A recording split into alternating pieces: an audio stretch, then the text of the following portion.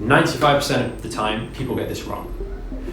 They come in and they say, hey, I had a warm shower this morning and it felt nice. Yes, of course it will.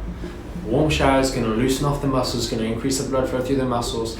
Most neck pain, as with most areas of pain, any joint pain, you get muscle spasm in the joints around that, and they compress, they contract, and they then squash down on these injured structures. So putting some heat on the muscles is instantly likely to be a pleasant experience because the muscles tend to relax off. However, you need to understand when to use heat and when to use ice. So if you've had a problem for a couple of days and it's come on for sort of no real reason, maybe you were in the gym the other day doing some overhead press or some sort of activity and you're getting this pain along the shoulders here, then by all means try a little bit of heat. But if you're finding that doing that for a day or two is not resolving the issue and that it's coming back, then you need to ditch the heat and go for ice over the spine.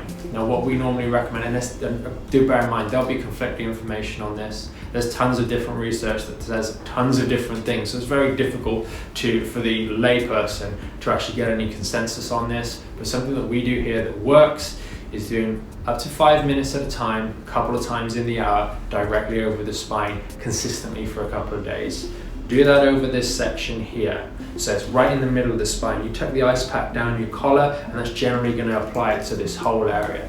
That's going to help calm down the inflammation in the joints of the neck and deal with the underlying problem, because if the inflammation calms down, there's less stimulation of a muscular reaction in the muscles to tighten up.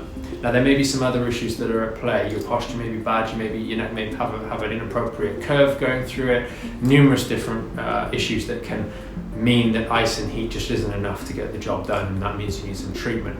If you fall into that category, then you know where we are. Just visit TheMayfairClinic.com and get in touch.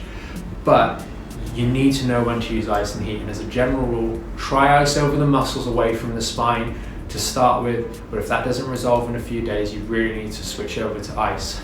Bear in mind, even if the muscle one feels nice at the time, maybe for a couple of minutes afterwards, you need to then evaluate, is it actually having any lasting effect beyond that?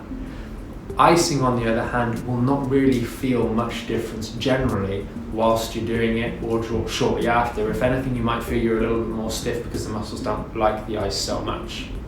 But persevere with it for 2 or 3 days and see if it is making a difference. You'll be surprised if it doesn't make a difference. It may not resolve the issue. As I said, there may be deeper issues at play, but doing it routinely a good few times a day for that 5 minutes, more applications, not more time, is important. So don't try and go, oh well, Mike said do it 5 times a day, so I'm just going to do 35 minutes in one go. That doesn't work.